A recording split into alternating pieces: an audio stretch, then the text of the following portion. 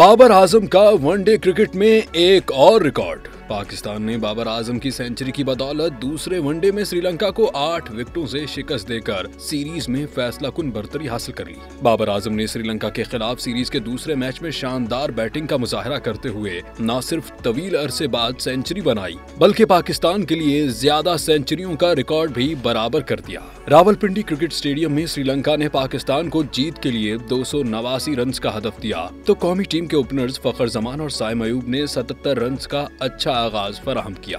फखर जमान और बाबर आजम ने साइम अयूब के 33 रन बनाकर आउट होने के बाद 100 रन की बेहतरीन शराकत कायम करके पाकिस्तान को सीरीज में फतह हासिल करने के लिए बुनियाद फराहम की और इस दौरान फखर 78 रन बनाकर आउट हुए।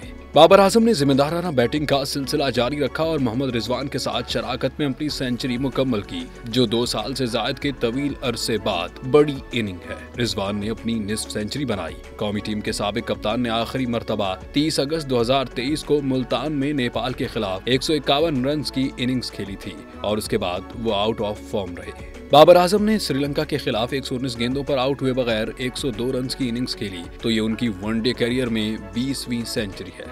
बाबर आजम ने पाकिस्तान की जानिब से वनडे में सबसे ज्यादा सेंचुरीज बनाने का सईद अनवर का रिकॉर्ड बराबर कर दिया। बाबर ने 139 मैचों की 136 इनिंग्स में ये एजाज हासिल किया।